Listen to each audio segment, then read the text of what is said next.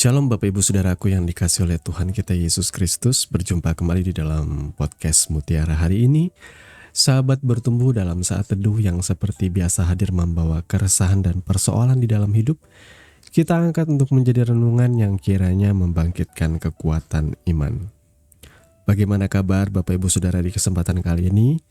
Kami selalu berharap saudara ada dalam keadaan sehat, dilimpahkan berkat rahmat dan segala kebaikan oleh Tuhan kita Yesus Kristus dimanapun saudara berada.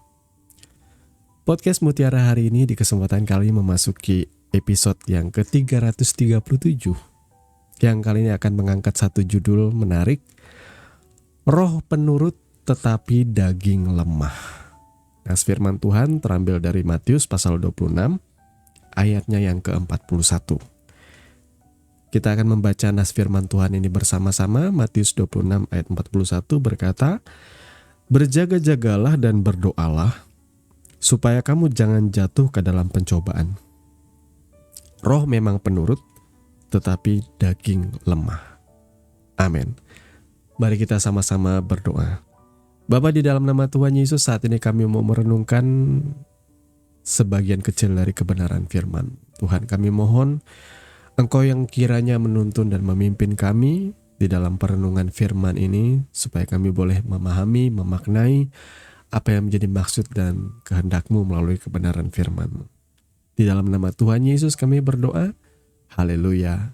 Amin. Saudaraku yang dikasihi oleh Tuhan kita Yesus Kristus, tentu kita banyak kali mendengar istilah yang berasal dari Alkitab kita, roh itu penurut tetapi daging lemah. Nah, banyak kali kita kurang memahami apa maksud dari kalimat firman Tuhan ini. Ini adalah ucapan Yesus sendiri yang ia sampaikan kepada murid-muridnya. Nah, untuk kita bisa memahami apa maksud roh itu penurut tetapi daging itu lemah, kita harus melihat dari konteks pembacaan ini ya. Kalau kita melihat ke dalam konteks itu artinya satu paragraf ya, atau satu nas, bukan satu nas, satu bagian perikop. Jadi kalau kita membaca ayat sebelumnya dan ayat setelahnya, kita tentu akan memahami konsep dari roh itu penurut, tetapi daging lemah ya. Pada waktu itu Yesus mengajak beberapa orang murid yang terdekat dengan dia berdoa di Taman Getsemani. Jadi ketika ia berdoa, kemudian ia mengalami satu pergumulan berat, di mana ia tahu ia harus menyelesaikan misinya, dan puncak daripada misinya itu yakni menderita dan mati di atas kayu salib. Karena ia mengenakan tubuh manusia biasa, ia merasakan ketakutan dan kecemasan yang dirasakan oleh kebanyakan manusia pada umumnya.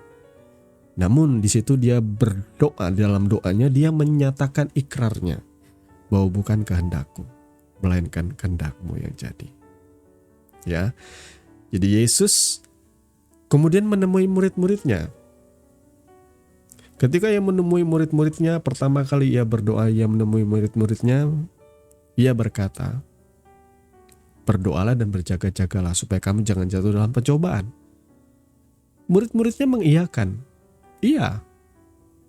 Tetapi ketika Yesus datang kemudian lagi melihat mereka lagi untuk kedua dan ketiga kalinya, mereka ketiduran karena kelelahan. Jadi kesimpulannya tuh begini. Roh kita, roh manusia ini saudaraku ya, ini bicara masalah kemauannya, masalah jiwa ya. Ketika ayat ini menggunakan kata roh itu mengacu pada kata bahasa Yunani pneuma, kalau tidak salah ini ya, mengacu kepada jiwa. Sebenarnya jiwa kita ini tahu apa itu kehendak Tuhan. Dan jiwa kita ini sebenarnya menyukai kehendak Tuhan. Tahu bahwa kehendak Tuhan itu baik.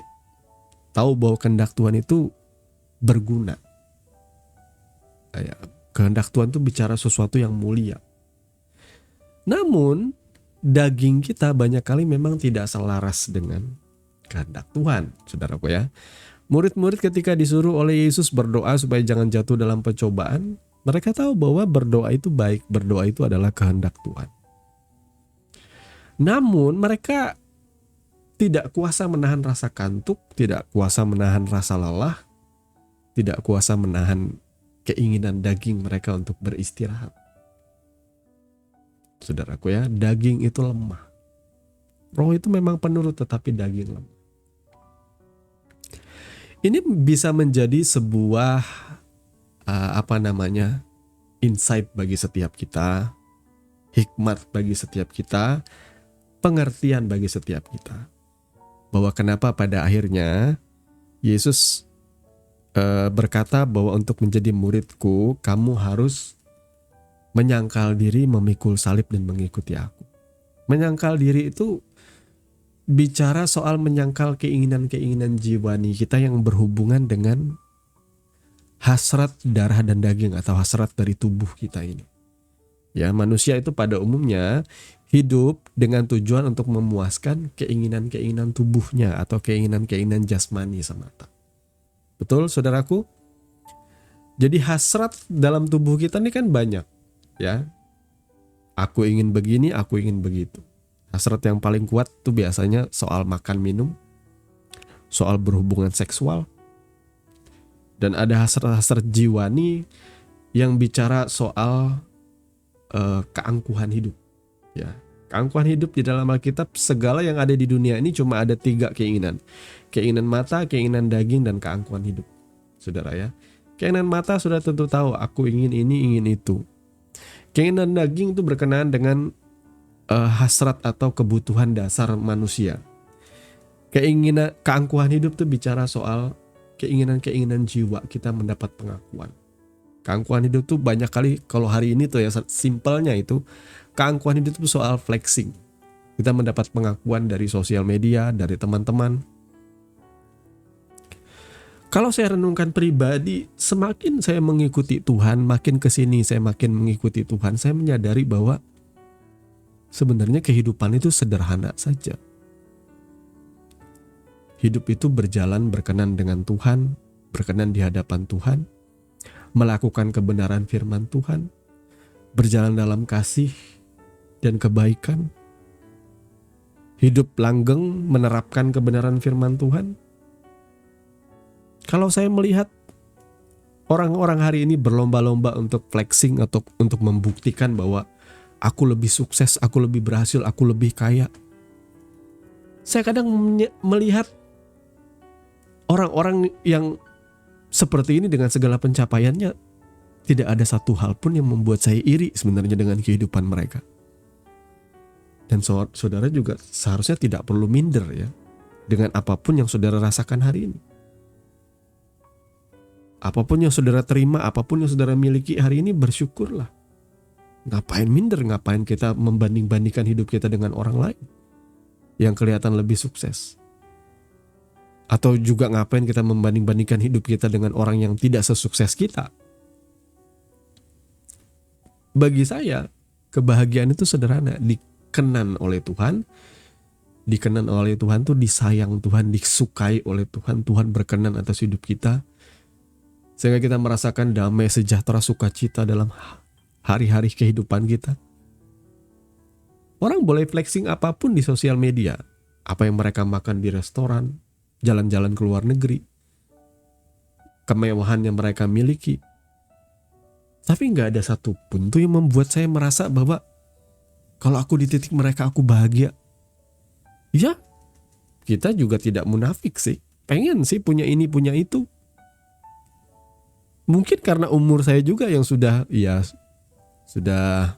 40-an menuju ke 50, jadi semua keinginan-keinginan duniawi yang dulunya kita ingin kejar di masa muda kita, jadi kelihatannya tidak ada apa-apanya dibanding dengan kasih penyertaan Tuhan. Melihat anak sehat, bisa sekolah, Tuhan cukupkan, Tuhan pelihara aja rasanya sudah. Ya cukuplah Tuhan, bahagia aja rasanya. Seperti itu, kalau Tuhan menambahkan ya puji Tuhan. Saya tidak munafik, saya bekerja tetap sampai hari ini. Kadang-kadang orderan sepi pun entah kenapa saya nggak punya waktu untuk khawatir. Saya tetap percaya dan menggantungkan pengharapan saya kepada Tuhan yang memelihara hidup saya. Saya tahu bahwa Tuhan itu tidak pernah terlambat menyatakan pertolongannya. Pemeliharaannya tuh sama seperti mana yang setiap hari itu pasti datang. Tidak pernah terlambat dan tidak pernah kurang. Tuhan menyediakan berkat, rahmat, dan kebaikannya dalam hidup kita. Maka saudaraku, berkaca dari kebenaran firman Tuhan ini sebenarnya banyak kelemahan-kelemahan daging kita yang perlu diwaspadai. Tuhan memberikan kata kunci di sini. Yesus memberikan kuncinya di sini ialah berdoa dan berjaga-jagalah supaya kamu jangan jatuh dalam pencobaan. Berdoa kuncinya. Siapa yang di sini masih tetap berdoa? Siapa yang di sini masih tetap berjaga-jaga? Berjaga-jaga tuh begini saudaraku ya. Kita dalam hari-hari kehidupan kita, apapun pencapaian kita, apapun level rohani kita, di mana kita merasa kita sudah cukup rohani mengikuti Tuhan, hati-hati kamu jangan sombong supaya kamu jangan jatuh dalam pencobaan. Maksudnya berjaga-jaga di sini ialah jangan menganggap dirimu kuat, jangan menganggap dirimu hebat. Tetap humble, tetap rendah hati dan andalkan Tuhan. Itu dia. Karena ketika kita mulai merasa sombong, memandang rendah orang lain dengan segala pencapaian kita, hati-hati. Tuhan bisa menempatkan engkau dalam posisi yang sekarang itu juga karena kemurahannya. Kalau engkau sedikit saja angkuh dan berpikir itu karena aku, sedikit aja Tuhan istilahnya tuh membalikkan wajahnya yang menyinari hidupmu. Wah, langsung kacau balau kehidupan saudara. Makanya hargai Tuhan, berjaga-jagalah senantiasa, berdoa. Berdoa itu berarti ada disiplin dari kitanya, saudaraku. Dalam segala sesuatu libatkan Tuhan. Kalau ada pergumulan, libatkan Tuhan. Bagaimana cara melibatkan? Datang kepada Tuhan dengan kerendahan hati. Biasakan untuk kalau punya pergumulan, masalah, curhatin dululah dengan Tuhan. Saudaraku ya, mohon pertolongan Tuhan, mohon penyertaan Tuhan. Itu sebuah bentuk kita berjaga-jaga. Saudara ya, itu juga sebuah bentuk di mana ketika kita melakukan itu, kita sedang mendisiplinkan tubuh kita. Ya, saudara dengan membaca kitab suci, berdoa, punya waktu pribadi saat teduh, kata orang seperti itu, dan saudara mau mendisiplinkan itu siang dan malam, saudara lakukan. Saya percaya daging saudara akan mulai tidak nyaman dengan itu. Ya, segala hal yang bersifat rohani itu tentunya tidak akan nyaman bagi daging kita. Karena daging ini bersifat karnal, duniawi. Makanya kalau kita banding-bandingkan, kenapa kalau kita nonton drakor itu bisa maraton 20 seri sekali duduk, biar begadang kita sanggup. Karena itu untuk memuaskan daging kita, jiwa kita. Yang berkenaan dengan keinginan-keinginan kita akan hiburan seperti itu. Tapi kalau kita membaca kitab suci, 1-2 pasal aja kita sudah ngantuk, saudaraku. Kadang-kadang berdoa baru 10 menit aja kita rasanya sudah ketiduran. Betul nggak? Saudara pernah rasakan? Saya pernah rasakan itu juga. Karena apa? Karena daging kita ini kurang terdisiplin. Ya, berdoa itu baik, saudaraku. Berdoa itu memberi makan manusia rohani kita. Supaya manusia rohani kita bisa berkata dengan tegas, tidak. Bukan kepada korupsi, tapi korupsi ya juga sih. Tetapi kepada dosa secara general. Kalau kita ini manusia yang melekat dengan daging, melekat dengan dunia, maka ketika keinginan duniawi, keinginan daging itu datang, cobaan-cobaan itu datang, kita sulit menolaknya, saudara. Kita sulit berkata tidak kepada keinginan-keinginan itu. Kenapa? Karena kita kadung melekat dengan hawa nafsu kita semata. Ya, kalau saudara punya kelemahan itu, akui di hadapan Tuhan. Bawa dalam doa, akui.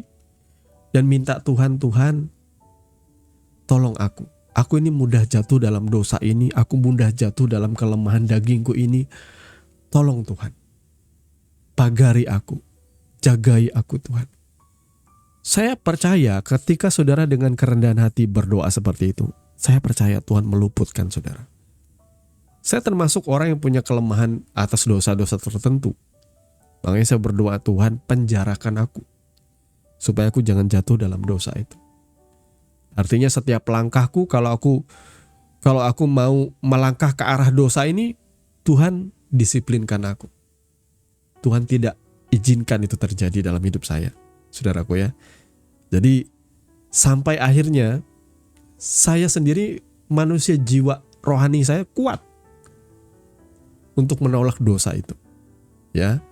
Sampai akhirnya saya bisa berkata tidak dengan dosa itu. Diawali dengan dipenjara oleh Tuhan. Ada istilah ini, istilah saja ya. Saya mengambil istilah dari penjara Roh Kudus ya, yang dialami oleh Rasul Paulus. Itu ada istilah seperti itu ya, dipenjara oleh Roh Kudus, saudaraku ya. Artinya ketika saudara masih lemah secara iman, secara karakter rohanimu masih lemah, Tuhan memenjarakan kita karena kita masih belum dewasa, dijagai oleh Tuhan supaya kita nggak jatuh dalam pencobaan. Tetapi akan ada tiba saatnya ketika kita sudah cukup matang di dalam Tuhan, kita dengan serta-merta manusia rohani kita kuat, kita akan berkata tidak dengan dosa. Ya, hati-hati saudaraku, berjaga-jaga senantiasa, berdoalah supaya imanmu teguh. Jangan biarkan dosa itu begitu mudahnya membuat engkau jatuh. Kalau engkau sangat mudah jatuh dalam dosa, itu adalah sebuah pertanda kehidupan rohani saudara sedang jauh dari Tuhan. Kalau sekali tergoda jatuh, dan makin hari kejatuhanmu itu makin tidak membuat engkau merasa bersalah. Wah, itu mengerikan saudaraku. Hari ini saya selalu bersyukur setiap kali saya jatuh dalam dosa, saya merasa berdosa, saya merasa menyesal, saya merasa aku harus segera berdamai dengan Tuhan, minta ampun di hadapan Tuhan. Karena itu justru bukti bahwa hati dan hidup kita selalu dekat dengan Tuhan. Tapi kalau kita sudah mulai mati rasa dengan dosa, sudah mulai tidak ada rasa apa-apa lagi setelah melakukan dosa atau berjalan dalam kebencian, merugikan orang lain, berbuat salah terhadap orang lain, terhadap sesama, saudara tidak merasa rasa bersalah, mungkin saja belas kasihan Tuhan, hadirat Tuhan sudah tidak ada di dalam hati dan pikiran saudara. Mari kita berjaga-jaga senantiasa saudara. Tuhan kiranya memberkati kebenaran firman-Nya, dan mari kita berdoa. Bapa, di dalam nama Tuhan Yesus, terima kasih karena Engkau sudah mendidik dan mengajar kami. Berkati setiap anak-anak-Mu Tuhan yang hari ini datang di hadapan-Mu dengan kerendahan hati, memohon berseru agar Tuhan menyertai kehidupan mereka, menuntun hidup mereka hari demi hari. Kami mau menjadi orang percaya yang normal Tuhan, yang selalu mengandalkan Engkau, menaruh pengharapan kepada Engkau Tuhan Yesus. Bukan kuat, bukan gagah kami, melainkan oleh kuasa Roh-Mu yang bekerja dalam hidup kami. Terima kasih Bapa, terima kasih untuk kebenaran firman-Mu yang mendidik kami untuk belajar mendisiplinkan kehidupan rohani kami. Dan semuanya kami lakukan dengan berlandaskan oleh karena kami mengasihi Engkau Tuhan. Terpujilah nama-Mu Bapa kekal selama-lamanya. Di dalam nama Tuhan Yesus kami mengucap syukur. Haleluya. Amin. Saudaraku yang dikasihi Tuhan, saudara sudah mendengarkan kebenaran firman yang kiranya boleh menjadi dasar dan kekuatan di dalam setiap kehidupan saudara. Sampai bertemu lagi di podcast Renungan Firman Mutiara hari ini yang berikutnya. Kasih karunia menyertai saudara sekalian. Shalom.